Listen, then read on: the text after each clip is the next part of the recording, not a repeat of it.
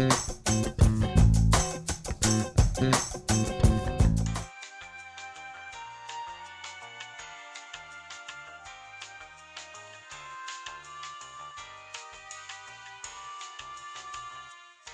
this drawing, you're still going to need a ruler or straight edge and a pencil, but you're also going to need something to draw a circle with. In class, we're using a circle template, but if you have a compass or even a penny at home, you'll still be able to complete this drawing because it's the correct diameter.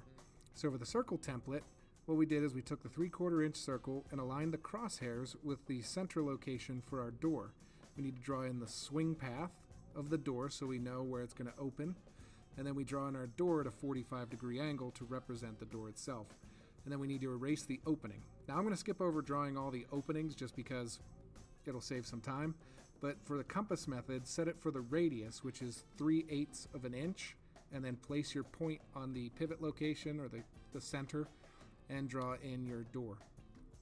For the penny method, it's a little more difficult. It is the correct radius or diameter, but you have to mark 1.5 blocks up each direction where you want it to kind of start and stop the arc.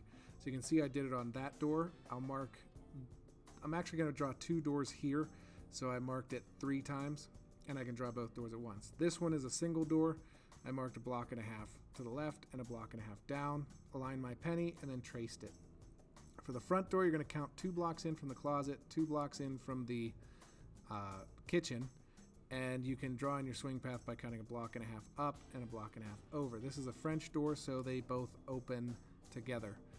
And I went back and filled in all of my door panels, and make sure you erase the openings. I skipped over those, but make sure you go back and clean those up. To draw closet doors, you need to make sure that you draw your center mark. The center mark goes above and below the line, while the 2 end marks will just go on one side or the other. They should be opposite for opposite sides of the door. This will create the appearance of a sliding door on that wall. And I do this for all 4 closet doors, making sure that I space everything evenly. You can get the block counts by pausing, or at the end of this video I do zoom in a little bit and you can pause there.